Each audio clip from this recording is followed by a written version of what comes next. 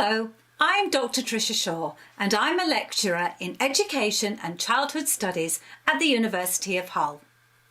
Most of my teaching and research focuses on inclusion and engaging with the voices of children and young people who may not have been listened to before. Another thing I'm interested in is how the outdoor environment can support children and young people in their learning. That's why I became a Level 3 Forest School practitioner.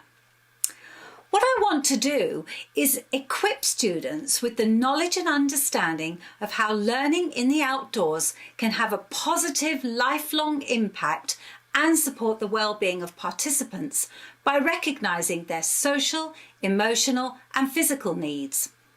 So, what I'd like to do now is share with you a typical lecture in education at Hull. This one is about an introduction to Forest School. Hello, so what I'm going to do today is I'm going to talk to you about an introduction to forest schools. What's really important first and foremost is to understand that this word forest school is very much a name or a title that we've associated with what really is outdoor learning.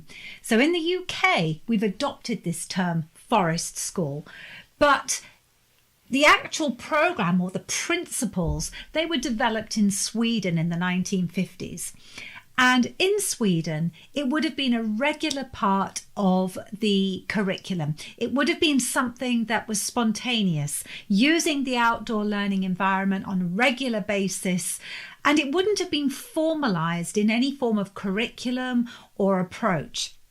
However, the difficulty is that when you pick something up from one culture and you move it into another, because culturally we don't learn in the same way as they do in Sweden, what happens is that we have to adopt guidelines or principles that we can follow in order to bring about this shift, this pedagogical approach to learning. So, taking on board all of that, I am going to use the term forest school, but I want you to think more broadly, more widely, that actually what I'm talking about is about learning in an outdoor environment, engaging with nature. And one thing that's really important to remember about this forest school approach is that it's learner-centred. It's not about a teacher directing learning, having a formalised way of working where children work through certain prescribed activities. They are directed towards the particular materials they might use. This is not what it's about, but quite often that is what you'll see when you begin to think about learning outdoors. So keep that in your mind, that it's not about making lots of different activities and encouraging the children to learn through it. So it's about understanding the people you're working with. Now, forest school can often be associated with young children, but actually it's for participants of any age. And it particularly is very helpful for children or young people that have special educational needs or disabilities, and even more so for those that may have behavioural or emotional difficulties.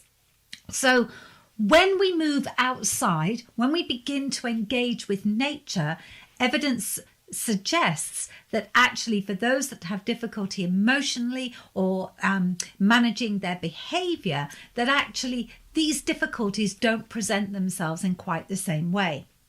So it's a much more inclusive way of working. It offers opportunity for people, for children, for young people to make their own decisions about their learning. And it's a holistic approach. So it takes on every single part of the person themselves, their social, their emotional, their physical development. And what it's supposed to do is it's meant to complement experiences at home. Now, at the moment, things at home are very, very different. Families are being put in situations where they're having to homeschool their children or engage their children in remote learning, which is very challenging for some. Now, that isn't usually the way that children learn. Normally, when they're at home, they probably have less structured forms of play and direction. Children are able to explore things at their own pace, according to their own interests. And so what we're trying to do here is replicate that or complement it. So these less structured ways of working at home can be mirrored by working in an outdoor environment, bringing the home, the school, and the wider environment closer together. And most importantly, Forest School is about concentrating on delivering education in an outdoor environment. So, what is Forest School? Okay, well, it's an inspirational process, and this is really important here, and that's why I've highlighted it. It offers all learners regular opportunities to achieve and develop confidence. As I said, it's a highly inclusive way of working. And when we give these opportunities, when they're presented, children and young people are able to develop confidence and self-esteem through hands-on learning experiences. So it's practical, it's not theoretical. That's not to say that learning about trees, about plants, about the environment can't happen, but it is about experiencing it. And while children and young people are undertaking experiential learning, we can bring in the knowledge and understanding that goes with it. And absolutely key to this is that these experiences should be in a woodland or natural environment with trees. Now, if you live in a rural part of the country, that might be quite easy. But if you're living in a city, Manchester or Leeds or something like that, it might be more difficult to have access to the woodland or natural environment. It may be that you're in a nursery or school that actually all it has is a concrete yard for the children to play in which case you may have to bring in some natural materials, plants, bushes, things like that for the children to engage with. And it may be that you need to adapt this, and rather than it being a very fluid way of working where children can move in and out of the environments of their school, their nursery, as and when they choose, it may be that you have to have a specific time of the week designated to taking the children to a park or to a green space, because there will be those spaces in cities and more built up areas. So it can work. It needs thinking about differently, but it is about looking at what resources you have and adapting accordingly.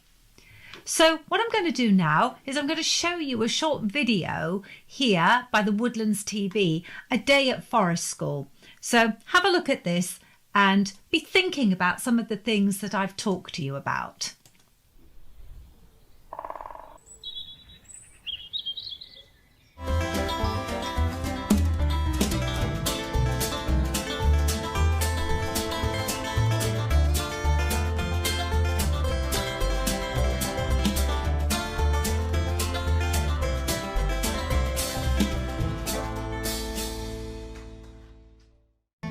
Charlotte's Wood.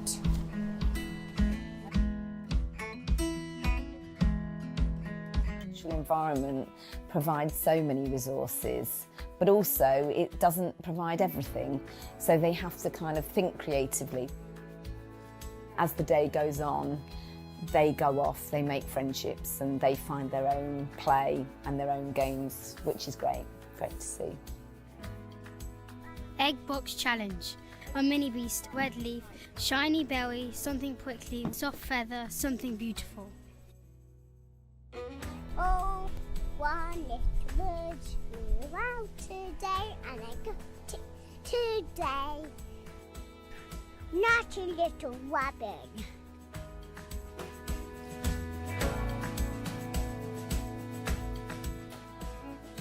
There are 3 things based on Earth education principles. So it's about looking after yourself, looking after each other and looking after the woodland. And we try and leave the woodland as we found it.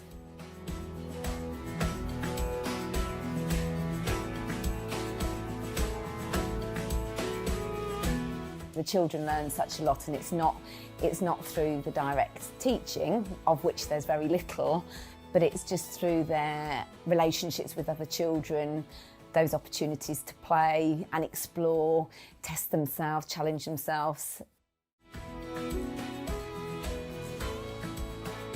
So with the magic spots, they follow the 3 S's, so they're silent, they're sitting and they're still.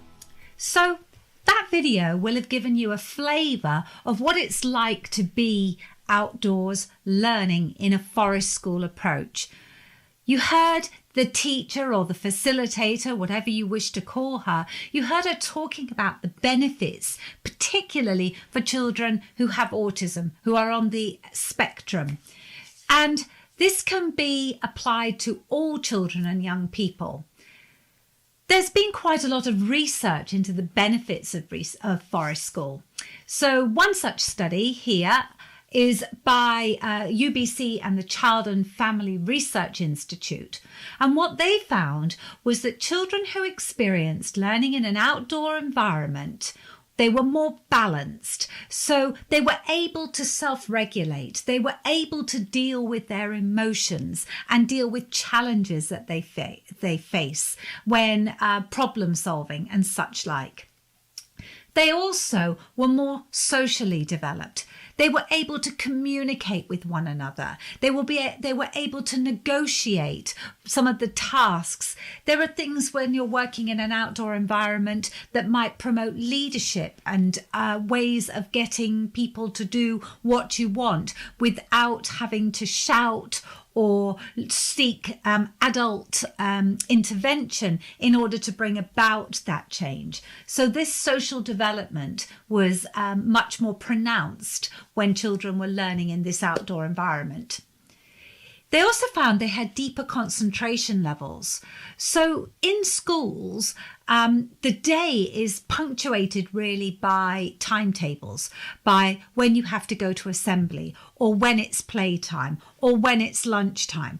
There are all these structures that are imposed on the day, and it could be that a child might be just in the middle of about to make a breakthrough in their learning, or be so absorbed in their creativity that they're moving on in a completely different direction. And just at that point, it could be that the bell goes for lunch or for assembly, or the teacher says, come on, we've got to tidy up now, it's home time. So what the outdoor environment has, because I've already said to you that it doesn't have prescribed lessons, it's not about, as the teacher said in the video, it's not about the end product, it's about the process that the children and young people are going through. Because of that, children had much deeper concentration levels. They were able to extend their own learning much more so than they were in classroom environments. And also what they found is actually they had better coordination. Well, we saw quite young children there using a knife. Now, in the UK, we're very much concerned about risk assessment and how we have to manage children's risk. On the continent, particularly in Scandinavia and Sweden, where this originated, they don't have those concerns. They grow up in a different cultural environment where they are using tools from a very young age, saws, knives, etc. They're lighting fires, obviously with adult supervision, but in Scandinavia, it's not unusual to have a fire burning in the outside of a nursery, and for young children to be moving around that fire without any adult supervision. Now, I'm not suggesting that we do that in the UK, because we're growing up with very different rules and very different experiences for young children. But what we can do is we can manage that risk. So you saw relatively young children there lighting a fire, using flint. They're not using matches, using flint, using cotton wool. If it was a nursery age child, you might have an adult nearby helping them and guiding them, but not stopping them from taking part in that. And by using these tools, or by using, for example, we saw the egg box there and collecting different things, those fine motor and gross motor skills are being developed much more readily when working in an outdoor environment than they would necessarily if they were learning in a classroom. On the screen here, you can see there's a link to the actual article itself. So if you'd like to read more about it, just click on the picture and it will take you to the article. Thinking about today, what research is also showing is that outdoor learning has been shown to increase attainment. So not only is this about what the children are experiencing in the moment when they're outdoors, but it's actually having an impact on their attainment levels and their achievement. Also, we're finding greater attendance level for students because they know that they're going to be having these opportunities to learn in outdoor environments. Children are much more willing and able and enthusiastic about coming to school. So their attendance levels are increasing as well. And this is leading to increase in their self-esteem, their confidence and communication skills. Okay, so that's to give you an idea of what Forest School's about a background. And at the moment, I've been giving you quite a lot of knowledge. I've been giving you the input, if you like, into the lecture. But one of the things that we're really concerned about at the University of Hull is that we know that you come to the university with a wealth of knowledge and experience. And we want to harness that. We're interested in what you have to say. So yes, obviously, we're going to be there giving you information, introducing to new things like that research that I've just given you there, so that you would have an opportunity to read further than what we're delivering in a lecture. But we're also interested in engaging you actually whilst you're in the lecture. We don't want you just to sit and listen. We're not filling you up with knowledge. So we look at as many different ways as possible to get your views. One of the ways is using an interactive presentation software called Mentimeter. And what that does is it offers you a way of expressing yourself anonymously. You don't have to put in your name. You don't have to download an app. You don't have to connect to anything and sign up for anything. All that you need is to have an internet-enabled device. So a smartphone, a tablet, a laptop, something like that. If you don't have any of those things, that's not a problem. We can provide you with something during the lecture so that you can take part. So basically, what we're doing using this tool, Mentimeter, is it enables you to ask questions. So we might put up a slide that says, are there any questions today? And you can just upload those questions, and then the lecturer might look at them at the end of the lecture or midway through, picking out what are the things that maybe aren't so clear to the students, aren't so clear to you. And what we tend to find is there are very similar ideas coming through, or very similar questions. So sometimes you might feel a little bit anxious about putting your hand up to ask a question because you think, well, I'm sure I should know the answer to that, or nobody else is going to ask this question. I'm going to look foolish. But actually, what you see is if you're asking that question, there are at least 5 or 6 other people in that room with you who are thinking the same thing. And Mentimeter gives you that opportunity to ask the question without worrying what anybody else thinks.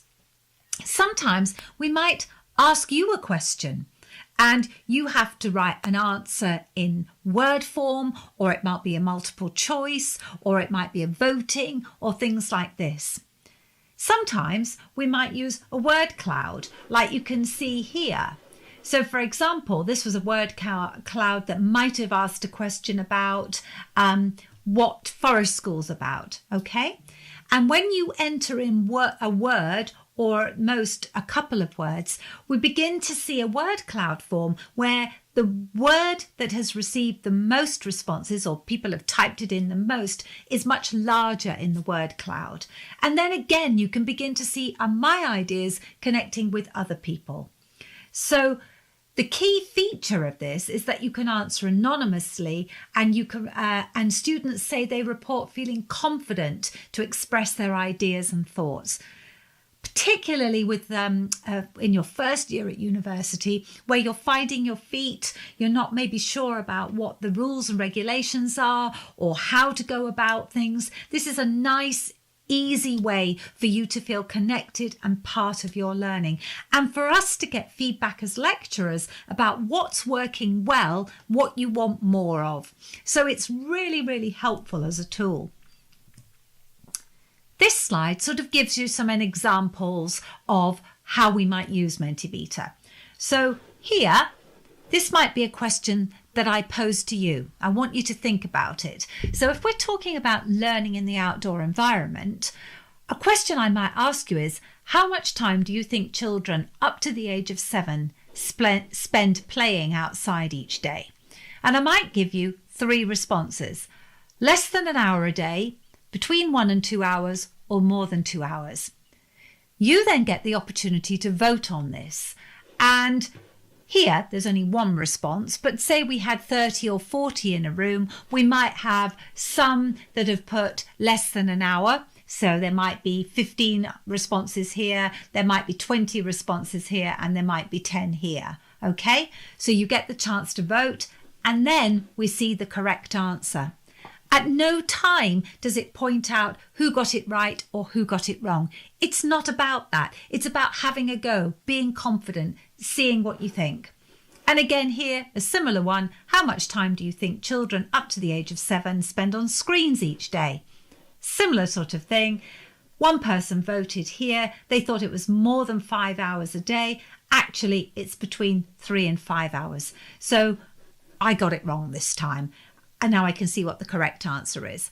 So sometimes we might use this sort of evaluation to assess your understanding. It's not a test. It's not about saying, oh, you got it wrong, go back and learn. It might be me reflecting on it afterwards, thinking, actually, I don't think the students understood what I was saying. They haven't quite grasped it. I might have to approach it in a different way. So we can use it to reflect on our own teaching and learning approaches, and look at how we might revise or revisit so that we make sure you get the best experience possible. So going back to the importance of Forest School, I've said that there's been quite a lot of research already done on this. One of our lecturers, Joanne Traunter, she, alongside a BA student, conducted some research into, in fact, it was Katie's dissertation research at the end of her degree into the benefits of outdoor learning.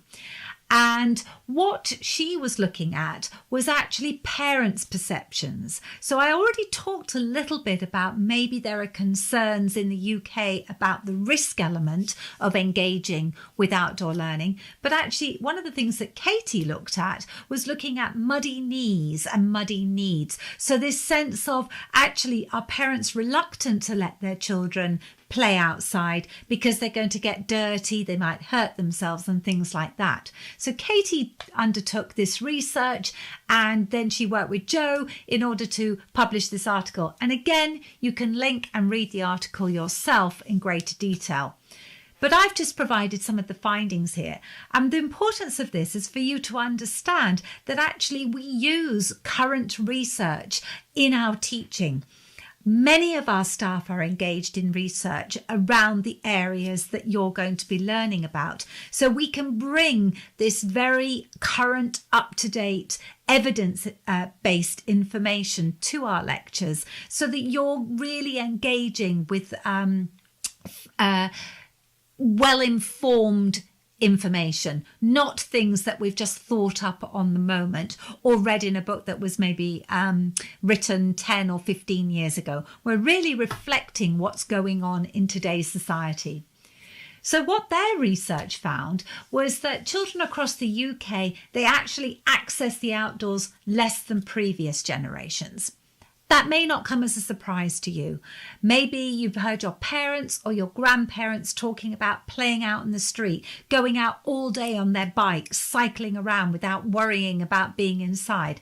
So that's one of the things that was highlighted. And what's more worrying is that these levels of access to the outdoor are often less than those prescribed by the United Nations as a basic level of outdoor access for prisoners. So prisoners are getting more time outside than many children in the UK, which is quite a worrying thing. It also found out that the school staff and parents are intrinsic partners, so they can't work separately. Schools can't work independently of parents in order to facilitate children's access. They need to be working in partnership. This could be said of many aspects of school teaching. Schools cannot work in isolation from parents. The best schools are those that harness the skills, the enthusiasm and the willingness of their parents to make sure that the children get a really good education. The results also indicate that there's a significant disconnect in the parent and teacher perceptions related to the purpose and opportunities for learning. So what that's saying is the teachers are thinking one thing about why the outdoor environment's so important for learning and the kind of opportunities they can have. And the parents are thinking something quite different. So those two groups of people aren't communicating. They're not speaking to one another sufficiently, the parents and the teachers. There's a disconnect. There's a gap between their thinking and their understanding. And this isn't the way to move forward. So it is important that this research has highlighted this disconnect so that schools can then think about what can they do differently to bring them closer together. And the findings of the research has a range of important implications for early childhood educators, parents, and anyone else who's looking to promote the outdoors as a learning environment across the foundation stage, because that was the focus of this research. It was looking at the foundation stage age children, age 3 to 5. So it's really important for early childhood educators, the parents, and anybody else who wants to promote outdoor learning. So I'd like to thank you for listening today. If you've got any questions about this or any more general questions, you can contact me, Tricia Shaw. My email's here at the bottom of the screen, patricia.shaw@hull.ac.uk. And I look forward to meeting you hopefully in September, either face-to-face or virtually. But hopefully you'll have a really good summer and I'll see you soon. Bye-bye.